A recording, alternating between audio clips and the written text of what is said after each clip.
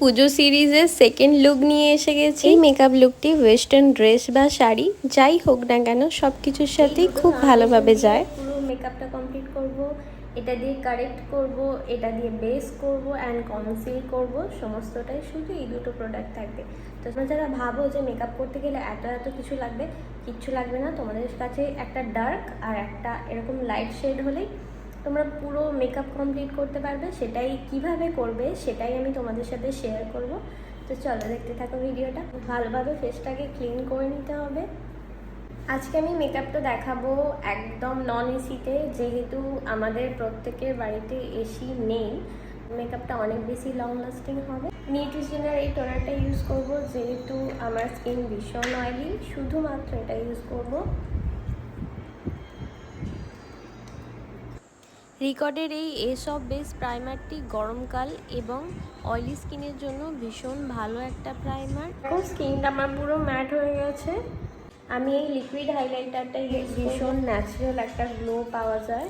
এবার আমি এই ফাউন্ডেশনটা ইউজ করব কারেক্টার হিসেবে। এখানে একটা কথা মাথায় রাখতে হবে, যেহেতু কনসিলারের কনসিস্টেন্সি অনেক ঠিক হয়, সেই হেতু আমাদের একটা এরকম ফুল কাভারেজ ফাউন্ডেশন ইউজ করতে হবে। এটাকে এবার পুরো ব্লেন্ড করে নেব ভালোভাবে।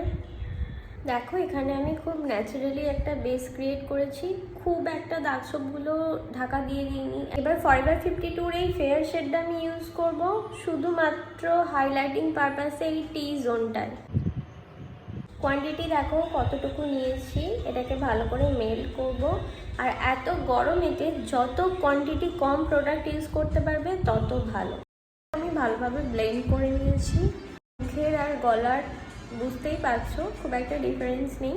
এটা যত থাকবে তত এক্স্যাক্ট স্কিন টোন নিয়ে নেবে। যেহেতু আমি অলরেডি ডার্ক টোন দিয়ে কারেক্টিং করেছি স্কিনটাকে, তো তাই এই জায়গাটা দেখো অলরেডি আমার ডার্ক হয়ে আছে। তো আমি আলাদা করে এখানে কোনো ক্রিম কন্ট্রোল ইউজ করবো। এখানে লাভারদের এই মিনি লিপস্টিকটা ইউজ করবো অ্যাজ আ ব্লাশার হিসেবে। এর শেড হচ্ছে পিঙ্ক অ্যান্ড টনিক। লিপস্টিকটি অ্যাপ্লাইয়ের সাথে সাথে ব্লেন্ড করতে হবে, নাহলে ভীষণ স্টিকি হয়ে যায়, পরে ব্লেন্ড করতে খুবই প্রবলেম হবে। এই ক্রিজ এরিয়াগুলো একটু ভালোভাবে ব্লেন্ড করে নিতে হবে। এবার আমি পুরো বেসটা সেট করব সপারেলের এই ট্রান্সলুসেন্ট পাউডারটা দিয়ে, যেটা পুরো ওয়াটারপ্রুফ। এবার পুরো বেস মেকআপটাকে ট্রান্সলুসেন্ট পাউডার দিয়ে খুব ভালোভাবে সেট করে নিতে হবে। আমি এই প্যালেটটা থেকে হুডার আজকে পুরো আই মেকআপটা করব, আর আইব্রোটা আমি এ থেকেই ড্র করে নেব। আইব্রো করার জন্য আমি এই শেড আর এই দুটো মিক্সড করব। চোখের এই জায়গাগুলোই আমি এক্সট্রা একটু পাউডার দিয়ে রাখবো, যেটা আমি আই মেকআপ করব। কিছু ফল আউট হবে এখানে, তো সেগুলো ডাস্ট আপ করলেই যাতে চলে যায়। আমি এই জায়গাটা থেকে ডার্ক দিতে শুরু করব এই একদম লাস্ট অবধি। আর এই সামনেটা আমি কোনো রকম কালার দেব না। ব্রাশেতে যেটুকু কালার এক্সেস থাকবে সেটা আমি শুধু এখানটায় খুব অল্পভাবে দেবো। চোখের ওপর আমি অলরেডি যখন মুখে প্রোডাক্ট অ্যাপ্লাই করে নিয়েছিলাম, সেটাকে শুধু একটু ব্লেন্ড করে নেব। একটু বেস কালার ইউজ করব পুরোটায়। প্রথমে এটা ডাস্ট আপ করবো,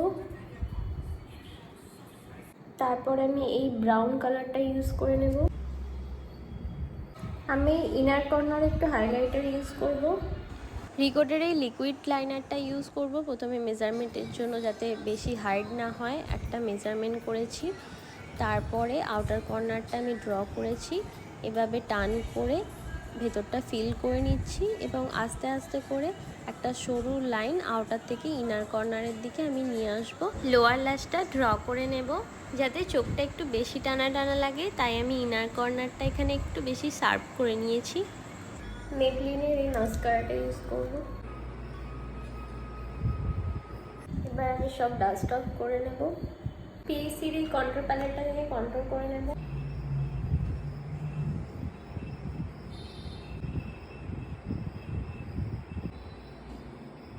পিএসির এই ব্লাশার প্যালেটটা থেকে ব্লাশার ইউজ করব।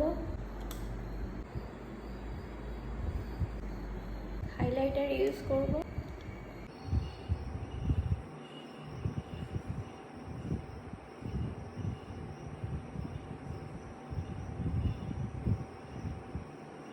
আমি এখানে লাভার্থের দুটো মিনি লিপস্টিক ইউজ করেছি। শেড নাম্বার দুটো হচ্ছে iris coffee and peach mojito. Set করবো সুইস বিউটির এই ফিক্সারটা দিয়ে। পুজোতে দিনে রাতে যখন ইচ্ছা এরকম সিম্পল সাটেল একটা মেকআপ লুক তোমরা ক্রিয়েট করতেই পারো। আর এই মেকআপটা তোমাদের কীরকম লাগলো তোমরা অবশ্যই জানিও। আমি কিছু ফটো অ্যাটাচ করে দিলাম। টাটা, আবার দেখা হবে নেক্সট ভিডিওতে।